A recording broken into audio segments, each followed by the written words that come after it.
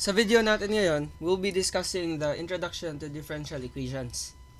Now first, a differential equation is an equation which contains one or several derivatives of an unknown function. In most cases, we call the unknown function y of x, which we want to determine from the given differential equations.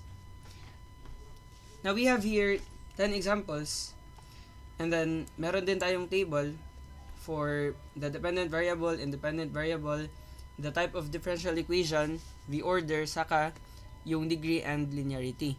Now, before we can fill up the table, let's first discuss ano yung dependent variable, independent variable, and the like. So here, let's first discuss dependent and independent variables. When a differential equation involves derivatives with respect to a particular variable, that variable is called an independent variable. So, again, yung keyword dito is with respect to a certain variable. And then if a derivative naman of a variable occurs in a differential equation, that variable is called a dependent variable. Now, yung clue lang natin dito is pag nasa ilalim siya or nasa denominator, yan yung tinatawag natin na independent variable kasi we are differentiating a function with respect to that variable. So para itong the derivative of y with respect to x. So with respect to x, ito pala yung independent variable, and then ito naman yung dependent variable. So essentially, yung nasa denominator, yan yung independent variable. Yung nasa numerator ng derivative mo, that's the dependent variable. So for this example pala, dy over dx equals tangent of x. Our dependent variable is y, and then our independent variable is x.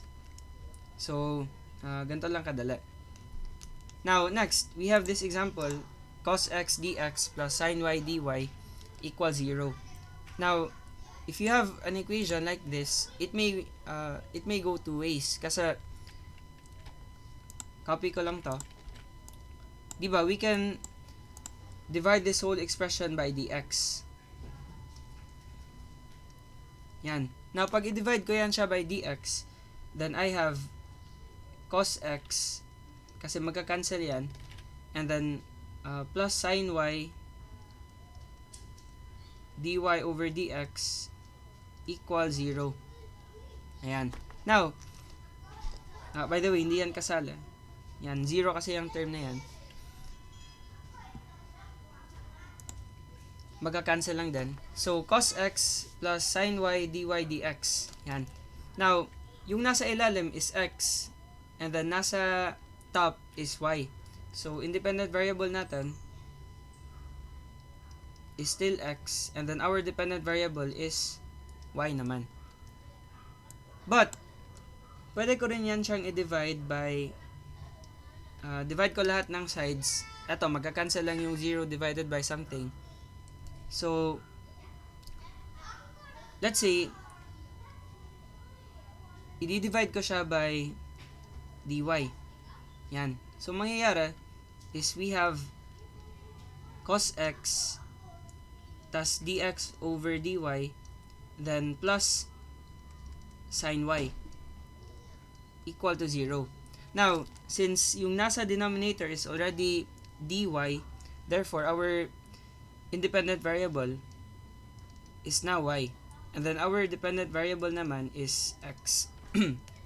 Yan.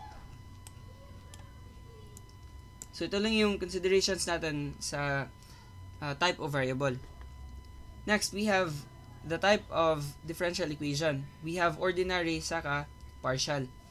Now, there are two types of differential equations depending on the number of independent variables that it contains pala.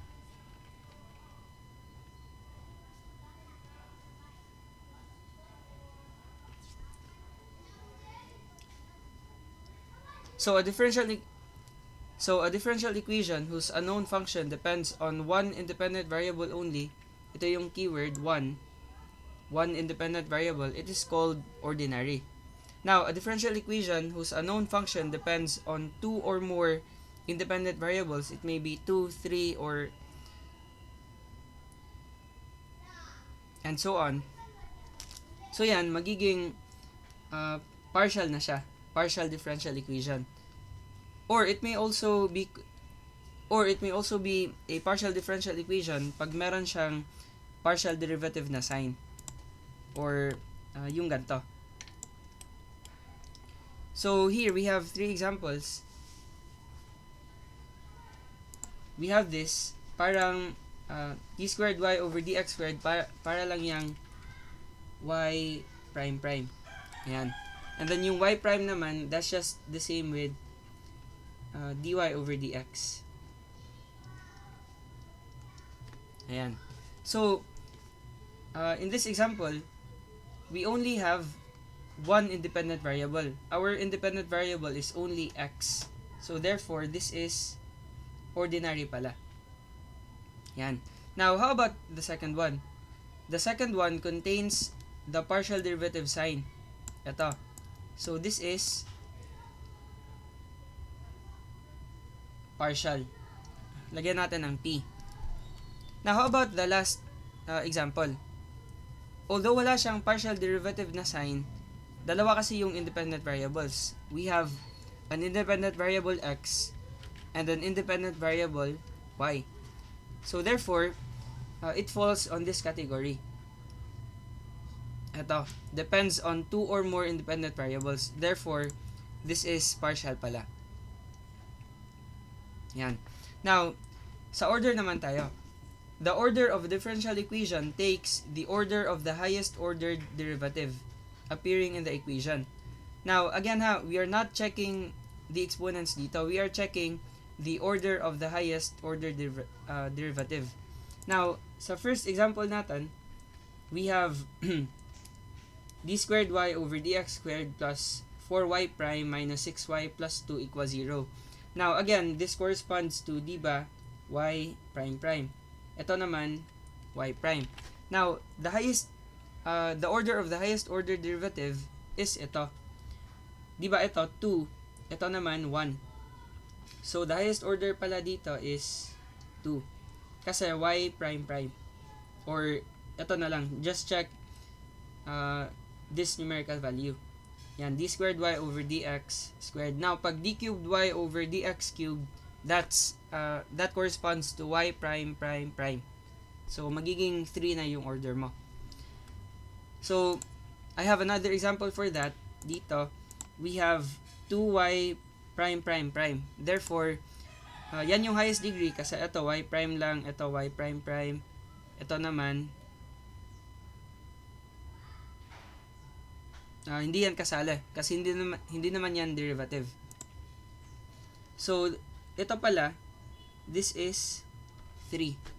Yan yung order niya.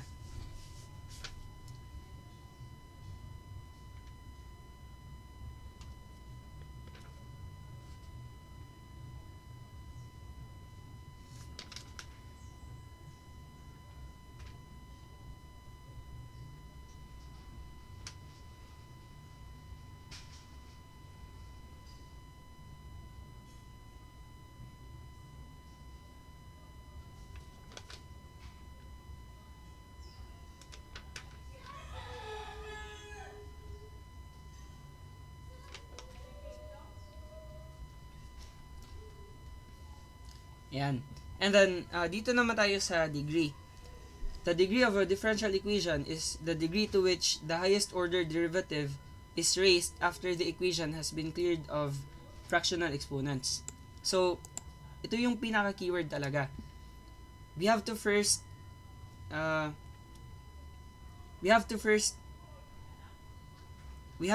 make sure na the equations are cleared of fractional exponents, meaning walang exponents na naka-fraction. So, for this first example, we have 5d squared v over dx squared plus 6d squared v over dy squared. Now, mangyayari dito is we have to first identify kung ano yung derivative with the highest order. Now, yung order nilang dalawa is 2 saka 2. So, any of them. Now, both of the terms are raised to 1 kasi di ba meron yan siyang imaginary na exponent na 1. So, the degree pala of this expression is 1. Of this differential equation pala. Yan. Now, how about this one? For this example, the highest degree is, di ba, itong y prime prime prime. Now, this is still parang raised to 1 lang. Kasi wala namang parenthesis saka exponent. So, this is still 1. Now, how about the last example? We have the constant r multiplied by y prime prime equals y prime squared plus 1 to the power of 3 halves. Now, yung highest order na derivative dito is y prime prime. So, the order of this is 2 pala. But, again, we have to check the degree. Kasi, dito usually nagkakamali yung mga students since yung y prime prime naka-raise lang siya to 1, ginagawa nila 1 din yung degree. But, again, we have to make sure na wala ng fractional exponents. Now, this is a fractional exponent. Ginamit siya sa term na to, dy over dx. Now, dapat natin siyang i-clear. So, gagawin natin, we can raise both sides by 2. Kasi di ba, if we have a to the power of something, let's say n, and then raised to another power, di ba, we can multiply the two terms, m and n. So, a to the n to the power of m, para lang yang a to the n multiplied by m. Now, if nakalimutan mo yung rule, just use your calculator and then input ka lang ng numerical values. So, let's say, meron akong 6 and then n ko is, just to say, meron tayong base na 6 or a. Yan, and then we have n equals 2. Then m equals 7. Gawin lang natin 3. Para sure. Yan. So, a to the m, a to the n, we have 6 cubed. Ayan. And then, lagyan natin ng parenthesis. Wait lang. Ito pala. To the power of 7. So, we have this value. Diba? Now, to check if ito ba yung simplification niya, just remove this and then 6 to the power of magiging 3 times 7. Ayan. So, di ba, equal lang sila yung dalawang terms. Ayan.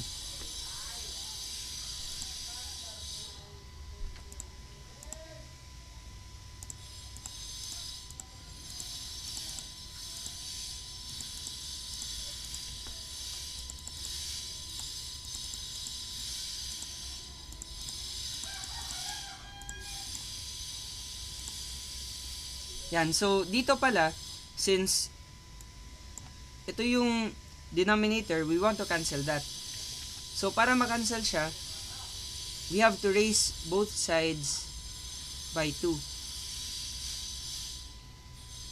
Ayan.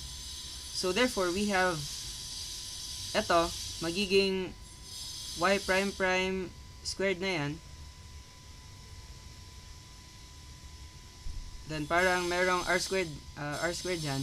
And then, ito naman, 3 halves, yan yung nagsisilbing n to the power of a certain value. So, 3 halves multiplied by 2, that becomes cube na lang kasi magka-cancel na si 2.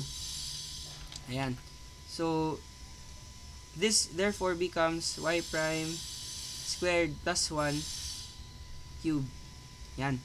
And then, although merong cube dyan, hindi yan yung degree ng differential equation. Kasi hindi naman y prime yung highest order derivative. The highest order derivative is itong y prime prime. Now, it's to the power of 2. Therefore, the degree of this differential equation pala is 2 din. Yan. So, medyo madali lang talaga yung order sa degree. You just have to identify the differences. Then finally, we have the linearity, an equation in which the dependent variable and its derivatives occur only in the first degree is a linear differential equation. And then, nonlinear naman siya if it doesn't take the form of a linear differential equation. Now, for the first example, all the derivatives are only in the first degree. Kasi diba parang to the power of 1 yan, saka ito rin, to the power of 1. So, this is linear pala. Now, itong pangalawang differential equation natin, this is an example of non-linear differential equation. Na bakit non-linear? Ito, raised to 1 lang siya. So, this qualifies as linear. But the other derivative, ito, dy over dx, is naka-raised to 3. So, yung degree niya pala is 3 for this expression alone. So, this is non-linear kasi meron tayong derivative na hindi nag-occur sa first degree. Yan. So, ito yung examples natin. And then, since na-discuss na natin yung definitions nila, let's fill up this table. Ito. Now, first, for number 1, the dependent variable is, again, yung nasa numerator ng derivative mo. So, dy over dx, yung nasa numerator is y, nasa denominator is x. So, yan yung dependent variable naman. So, we have here y, and then ito, x. Now, for number 2 naman, still y, saka x yung dependent and independent variables natin respectively. So, y saka x. Still the same sa number 3, y saka x din. But for number 4, this may be written as, hindi siya ma-modify dito. So, para lang yung d squared u divided by dt squared equals c squared, then d squared u divided by dx squared, where this is the partial derivative sign. So, our independent variables here are dalawa. Kasi we have t saka x. Diba? So, these are the independent. Now, for this example, we have two independent variables. We have t and x. So, for number 4 pala, t and x. Ayan. And then, we have a dependent variable u. Kasi yan yung nasa top. Kasi ito yung nasa top. So, we have here u. Now, for number 5 naman, lahat ng yan, parang dy over dx lang. Varying lang yung order. So, still the same, y saka x. Now, for number 6 naman, the same lang din. We have y and x. But for number 7, we have two independent variables, x saka y. So, lagay natin dito, x and y. Yan. And then, for the dependent variable naman, yung nasa taas, so we have v. Yan. And then for number 8, yan yung nasa example natin. Eto. So, we have two cases. The dependent variable may be y or x. And the independent variable may be x or y. Kasi diba, we have two cases pag i-divide natin siya by dx or dy. So, ito pala, for number 8, the dependent variable is x or y. And the independent variable naman is also x or y. Ayan. And then, for number 9, we have this function.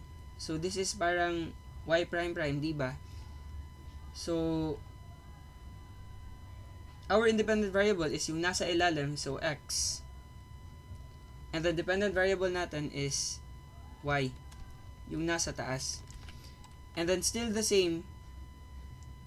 And then for number 10 naman, our independent variable is t. Yan, kasi yan yung nasa ilalim ng derivative natin. And then our dependent variables are y and x.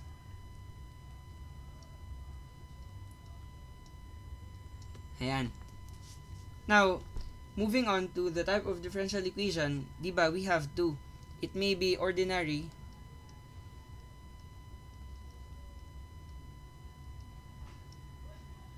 or partial. Yan. Now, the first one is ordinary kasi isa lang yung independent variable natin. Yan. So, ordinary. The second one is still ordinary. Yan. Kasi isa lang yung independent variable. Just check the this part of the table. Yung independent variable. Ito rin, ordinary kasi isa lang yung independent variable. However, for number 4, we have two independent variables, t saka x. Therefore, this is partial pala. Yan. And then number 5 naman is still an example of ordinary. Kasi isa lang yung independent variable natin. So, ito rin, ordinary, saka ito. Also this one. Kasi tig-isa lang yung independent variables nila.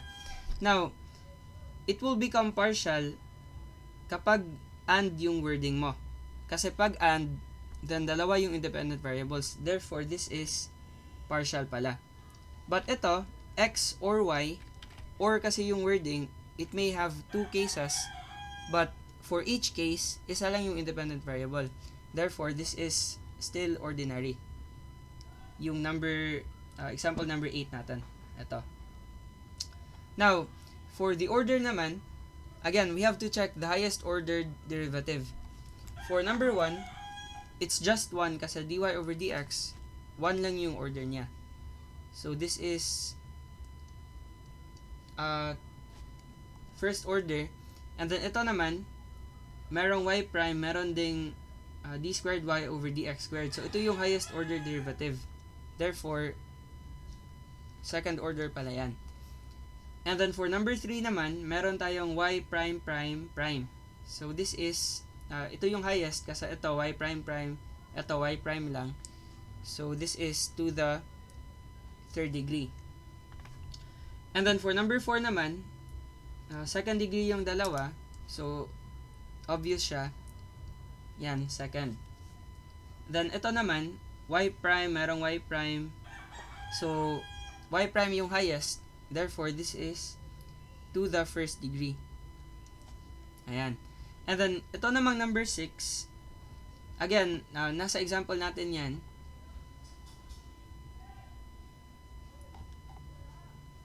And then, ito namang number 6, yung order niya is highest yung y prime prime. Therefore, this is to the second degree. Ayan. And then, for number 7 naman, second degree yung dalawa. So, obvious din siya, second. Then, for number 8, to the first degree lang lahat. Whether dx over dy or dy over dx. So, this is 1. Now, for number 9, merong d squared y over dx squared, meron ding dy over dx. So, ito yung highest. So, this is second pala. And also, the last example, naka-second din kasi d squared y over dt squared. Ayan. Yung isa, dx over dt lang. So, ito, first order lang. Ito naman, second order. So, highest is second order. Yan. Now, for the degree naman, let's check the highest order derivative. So, ito, this is essentially just raised to 1. Diba? So, the degree is 1. For number 2 naman, highest is second order, so the degree of that is still 1 kasi it's not raised to a certain power. So 1 din. For number 3, still 1 kasi parang raised to 1 lang yan, yung y prime prime prime. And then for number 4, still 1 pa rin. Ayan. Raised to 1. However, for number 5, it may be a little tricky kasi ginagawa ng iba, yung degree, ginagawang 3. But again, hindi yan 3 yung degree. Now, for number 5, the degree is, highest is y prime, di ba? Now, merong y prime na expression dito, meron din dito. But this expression is raised to 3. So, the degree pala is 3. Yan. And then, for number 6 naman, na-solve natin yan kanina, yung degree ng expression na to. This one. So, to the second degree pala. Kasi again, we have to remove the fractional exponents. So, this is 2. And the rest are 1. From 8 to 10, kasi lahat ng terms natin, hindi natin ni-raise to a certain power. Lahat ng derivative with the highest order. So, itong number 9, it may be a little tricky kasi merong dy over dx, tas naka-cube. So, it may be tempting to write 1 dyan. But again, itong number 9 kasi, highest order derivative is ito, d squared y over dx squared. So, this is just raised to 1. So, ito yung sagot natin. Hindi ito. So, I hope that's clear. By the way, yung number 7 din, still 1. Kasi yung dalawang terms, naka-raise to 1. Ayan. So, 1 na yan lahat. Ito rin. Kasi, this is the highest order derivative. Itong dx over dt, although naka-square siya, hindi yan yung highest order derivative. So, always check talaga na dapat the degree will coincide with the order, yung highest order. Now, for linearity naman, check lang natin.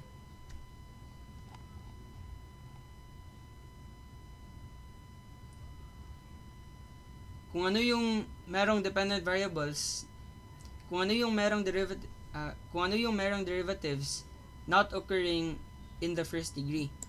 So, i-check na lang natin lahat ng terms dyan, lahat ng terms containing derivatives are not raised to a power. For number 1, 2, 3, 4, 3 and 4. So, all of them are linear.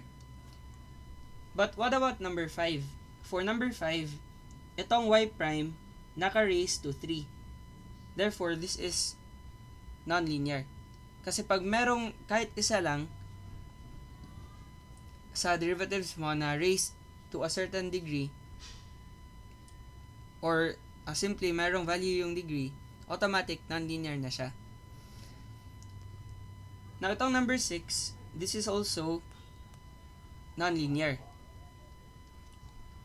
Kasi yung y prime prime natin, naka-raise kasi siya to 2. Pag i-simplify natin. And then, number 7 naman is linear. Kasi walang derivative dyan na naka-raise to a power. Same for number 8. But for number 9, we have one derivative containing this one, naka-cube siya. So, this is non-linear. And then, same for number 10. Itong dx over dt, naka-square. So, again, pag merong derivative not occurring in the first degree, automatic non-linear siya. But if lahat occurs only in the first degree, it will be linear. So, this is also non-linear pala. So, now, ito na yung buong table natin.